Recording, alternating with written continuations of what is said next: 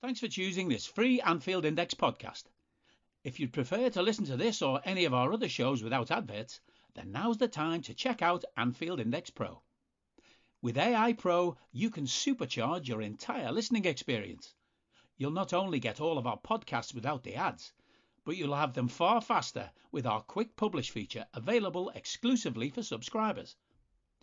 AI Pro also puts you in the heart of our sound studio, with an option to listen to many of our shows live and interact with the podcasters in real time as the shows are recording. Upgrading couldn't be easier. AI Pro is available on all popular podcast platforms, and we have our own apps for Apple and Android. Just head on over to AnfieldIndexPro.com and get started today. Hello and welcome to World Cup Daily on Anfield Index Pro. I'm Dave Hendrick, joined as always by Mr. Karl. How are you, sir? Special, riled up, ready for tomorrow. Are you excited? Are you excited about the beginning of a World Cup? I am not, compared to usual previous years, I have to say. And this is an annoyance and a disappointment and, quite frankly, an irritation to me. One day before a World Cup is not when you should be thinking, have I got everything wrapped up from the Premier League that I'm supposed to? And have I got everything done about no friendlies that happened whatsoever? And why am I going into this competition, presumably the biggest one on the planet in terms of football, and I haven't actually seen about 6 of these teams play in 6 months? What's going on? Yeah, I mean, it is very much like that. I think the only other World Cup I can remember not being excited about was 2002 in Japan and South Korea, but it was for a totally different reason. It was because of the time that the games were going to be on at, and were just going to be quite awkward. The games for this one are perfect. 10 a.m., 1 p.m., 4 p.m., 7 p.m. That's ideal for everybody. So you're going to get to watch at least one game every day, regardless of what schedule you're on. But it's very hard to get around the stench of, the corruption involved in giving them the World Cup, the way they've walked back on certain promises, the concern about their treatment of LGBTQ members, the migrant workers scandal. But if we had any concerns, Gianni Infantino has probably amplified them all. He begins his 57-minute, what The Guardian described as a diatribe, with the line, "Today I feel Qatari, today I feel Arabic, today I feel African, today I feel gay, today I feel disabled, today I feel like a migrant worker." Karl, I thought Sepp Blatter was the craziest person we could find to run FIFA. I was wrong. This fella is absolutely bananas. I mean, I don't know if there's an element of, what do you call it, when you just get on stage and things come into your head and you just roll with the flow sort of thing, It's a little bit like they go on with all these pre-prepared speeches, and then at the last minute he thinks, actually, I know what I'll talk about instead.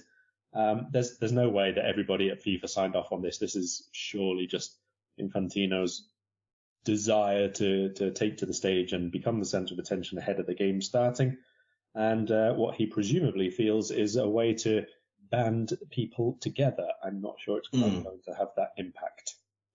Yeah, I think he thought he was going to come across as being very inclusive, and I think he was hoping to put the message out there with that, even if Qatar aren't all-inclusive, FIFA is all-inclusive. He also said he feels like a woman, and compared growing up with ginger hair to being a migrant worker.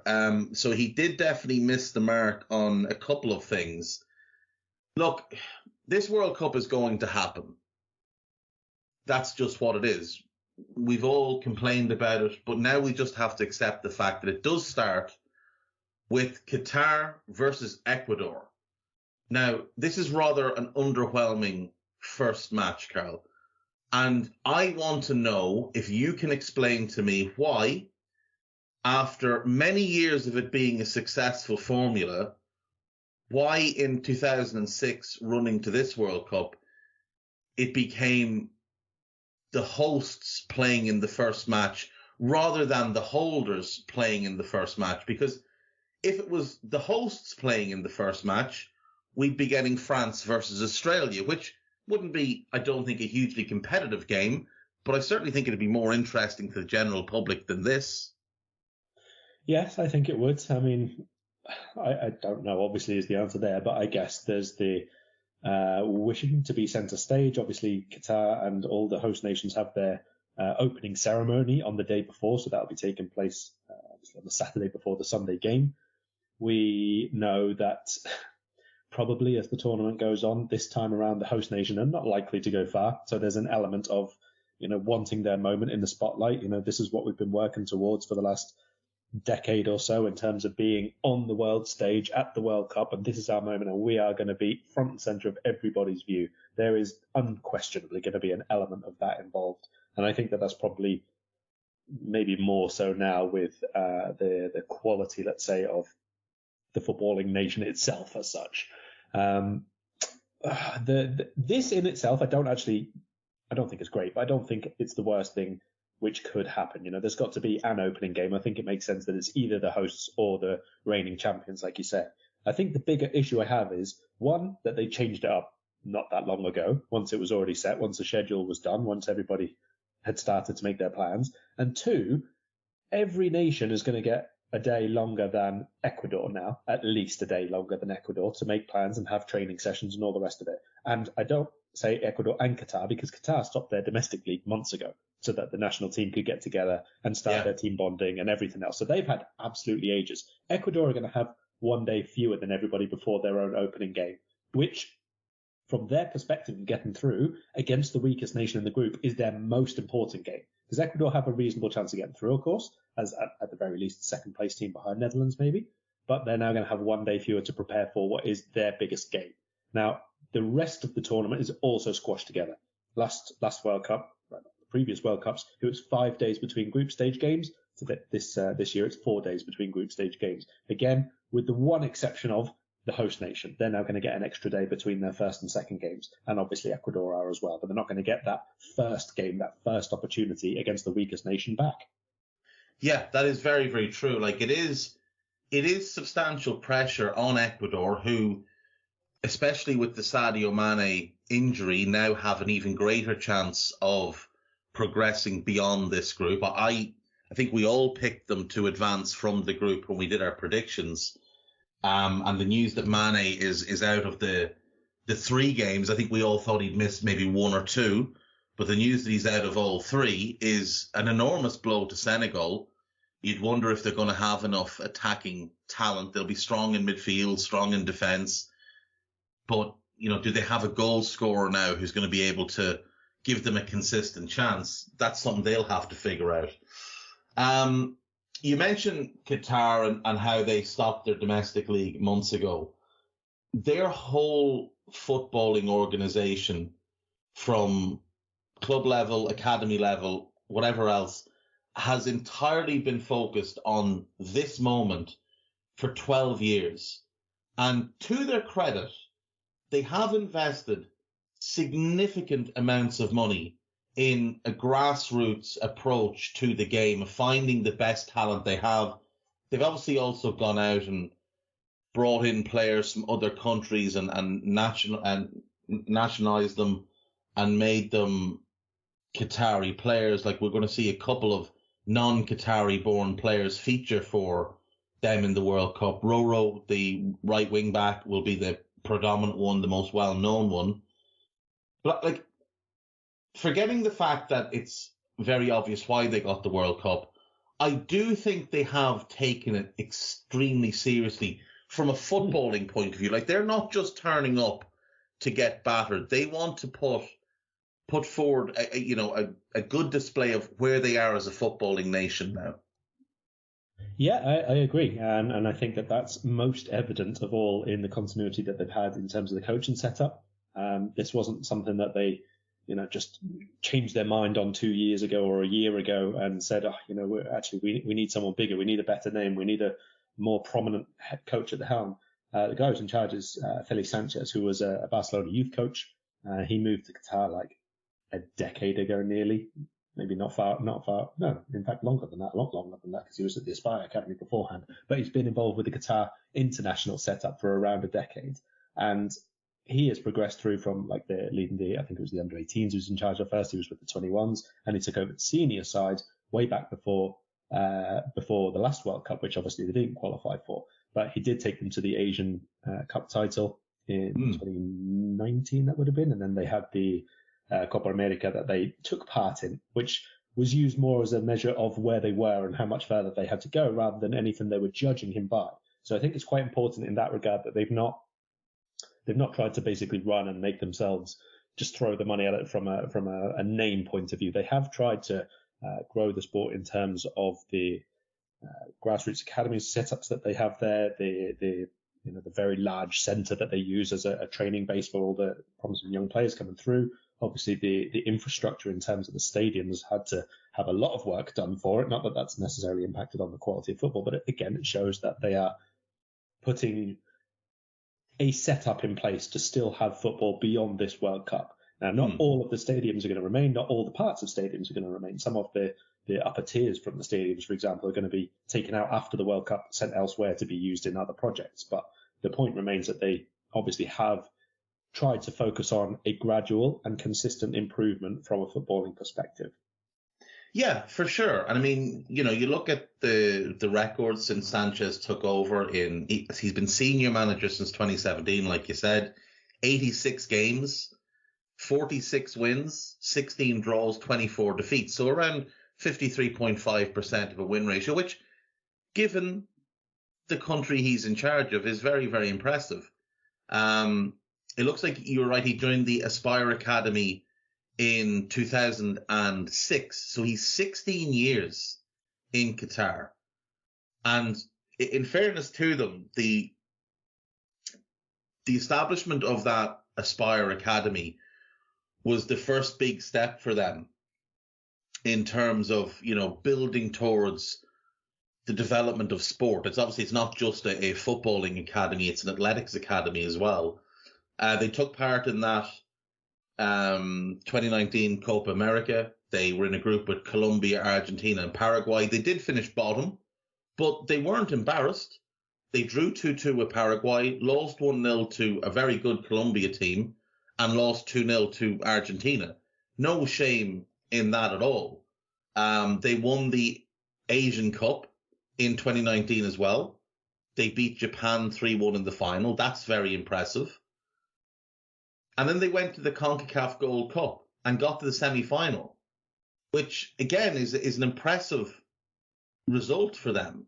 They weren't just handed things. The group wasn't the most difficult, Honduras, Panama, and Grenada, but they came through top of the group. Then they knocked out El Salvador. They only lost 1-0 to the US in the semi-final, and the US went on and beat Mexico in the final. So they gave a good showing of themselves. They're not going to be, I don't think, the whipping boys that many have them tagged as. They're going to make it tough for teams against them. And, for Ecuador, it is a difficult first test for them in this tournament. They're a team that come in with some very fancied names. The most obvious ones, Caicedo, Estupinan, Sarmiento, the three from Brighton, Hincapi from Bayer Leverkusen. But this is not going to be an easy game for them. No, definitely not. I think Ecuador have a really good spine, certainly defensive. I really like Carlos Gruezo. He's been a player I've watched for a long time, since before the last World Cup, I think. In fact, when he was still in MLS, and Caicedo alongside him, like you say. I think that's a really, really good base for them for midfield in terms of lots of energy. We would expect them to try and be quite aggressive through the centre. I do think that there are a few doubts about them in terms of their attack. I think they lack a really reliable presence. Obviously, Enner Valencia is still there as I presume he's going to start, in fact, but as a name everybody will be familiar with and will be capable of scoring some goals. But other than him, they don't really have any goal scorers in the squad. It'll be a case of sharing things around and see who can get involved in that final third quite a bit. Estrada is the other one who will probably play up front, but again, he can play just behind the forward sometimes, maybe as a lone front man at times. So there's a bit of a mix and match scenario in attack sometimes. But I think that because a lot of the focus pre-game has been on Qatar, maybe the build-up will be not too bad for Ecuador, to be fair. I mean, obviously in the home national media, it'll no doubt be just as big as it is everywhere else. But from a wider perspective, from people talking about them before the match, I think so much has been on Qatar as host nations and everything that's going on off the pitch that maybe Ecuador have just been left to get on with it, basically. And maybe that kind of suits them in the build-up to what will be a tough opener. Yeah, they're just sort of flying under the radar at the moment. Nobody's really talking about them. With things that have gone on in the last couple of days, this game has almost been overlooked. Like, there's so much focus on the concerns around whether Qatar as a nation, having promised certain things, are going to backtrack, because they've already backtracked on two significant things. First and foremost, they had promised that alcohol would be available at the stadiums. That has now changed. You can buy alcohol if you sit in the corporate seats, but those tickets go for 19 grand a pop. But other than that, it's limited to the fan sites, which, look, it's not necessarily the worst thing, but I do understand why people are annoyed. And my annoyance at it would come from the fact that they said they would allow it and then they backtracked. They've also backtracked on paying the fans that they imported and hired to create an atmosphere. They've cut the wages to those people, which, again, you make promises, you probably should keep them. But with those things and then the Infantino press conference, it's like this game has been forgotten. The two players I'd say to keep a look on for Ecuador from an attacking point of view, Jorge Evriasco, the Newell's Old Boys forward, is quite an exciting player and one to keep an eye on. But Gonzalo Plato, Karl, is a player I really like. He's at Valladolid now. Thought he played a big role for them last season. He looked exciting when he played for Sporting. He's another one that came through the Independiente del Valle Academy, which has produced a lot of this team. Like, if you look through where these players began their career, many of them came through that academy, including Hincapi and Caicedo. And Plata is one that's very, very exciting to me.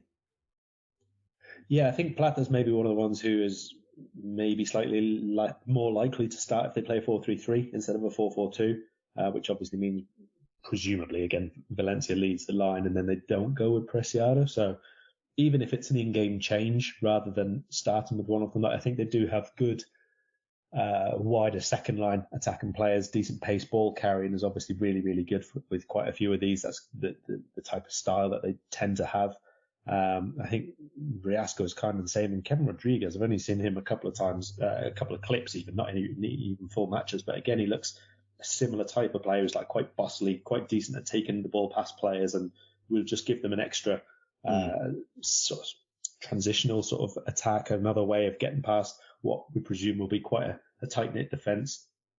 A lot of Qatar's best results have come when they've been super organised, like really, really difficult to break down, very quick in transition play onto the counter-attack, probably leaving two up front all the time as much as they can. And it's easy to get sucked into that, especially if you're seen as the bigger team. You know, Ecuador in a lot of the games at the World Cup, they tend to go into as, let's say, the underdogs, whereas this time they'll probably be seen as the more progressive side, probably be seen as certainly the side with the bigger World Cup heritage for sure. And with obviously a couple of the fullbacks, Stupinian we've mentioned before, and Cap is a bigger name player as well. They've got players who could help them dominate possession, which is going to be a little bit different for Ecuador in terms of some of the World Cup stage games that they would have been in previously, and might also play a little bit into Qatar's hands in terms of their setup, trying to make the pitch quite narrow, play everything centrally, and then hit them on the break. Yeah, I agree. And I think the key for Ecuador here is going to be they have to score first. Because if Qatar can keep it really tight, really stodgy, be really disciplined, and Ecuador start to tire or start to get frustrated, Qatar will become quite dangerous on the counter. And that's going to be the risk. If Ecuador can score first and Qatar have to open up a little bit, then we could see 2, potentially 3-0 to Ecuador. Only one game on this opening day. Is there anyone else in this game that you think is worth keeping an eye on? Is there anyone that stands out to you as a player who could make a bit of a name for himself? Because especially if you look at this Ecuador team, outside of the first two goalkeepers, Dominguez and Galindez, and Ener Valencia up front, it is a very young team. Like, there's only one defender over the age of 28. There's only one midfielder over the age of 27, Angel Mina. Now, he will likely start, as will Arboleda, the defender from Sao Paulo. He's likely the starting centre back next to Hincapié. Is there anyone else you think is worth keeping an eye on for the possibility of a real glow up in this tournament? I mean, I've spoken about him before, but I do think Gruezo's a really good midfielder. He's a very defensive-minded, combative, controlling sort of midfielder. I think he sets the platform for his team to do really well domestically and for the international team as well. Obviously, we know quite a lot about his partner beside him. He's been spoken about so much in terms of what he can bring, not just on the ball, but in terms of even moving into the final third, a bit of ball winning higher up field sometimes, ball carrying, good range of pass in Caicedo. But for that kind of person to thrive, you need someone really, really good behind them who is going to protect the defence well, who's very good positionally in terms of defensive work against transition play, someone who's strong to go up against either midfielders or forwards who are dropping deep. And I think Gruezo ticks pretty much all those boxes. Like, he's not always the most refined technically, but I think he does a massive, massive job for the team and will run all day long, like an absolute non-stop athlete. He's very, very good. I don't actually know who's going to start in goal for Ecuador is the other thing. I assume it's going to be Alex Dominguez again. And I'm quite looking forward to him. I thought he was really good in the last World Cup. He's obviously quite old now. He's 35. But if he's still first choice, he sort of seemed to be one of those, like we saw quite a few players with like Chile or Paraguay. Sometimes they really, really raise their game with the international side. And last time that was Dominguez with Ecuador. So if he's playing at and above his level again, then that's always something to look out from. From Qatar, I've had a little look through in terms of some of the names that I didn't know because they played overseas or because they've been in the national setup for quite a long time. Abdel Karim Hassan is the player who will wear the number 3. Let's say he had the very, very short loan spell in Europe not so long ago. He can play midfield or at left back as well. So he could line up depending on how they play, either as part of the midfield 3 or maybe even as a wing back. He's probably one of the bigger players in terms of build-up, responsibility, positional play, ball carrying, all that kind of stuff. And the one who scored the most goals is obviously one of the older players, 31-year-old, Hassan Al-Haidos, who plays up front. He's one of the ones who was, let's say, a regular Qatari league. What's it called? The Qatari Stars League, I think it's called. Goal scorer for like about 4 or 5 years, although it doesn't look like he's done too much over the last couple of years. But since he's still leading the line, I presume he's something that everything's going to go through. Will play either as a forward or just behind maybe, and he's the captain. Number 10. Yeah, and he is a very, very talented player. Almos Ali is the likely partner for him, I think, in attack, and he's one that's done very well for the national team as well.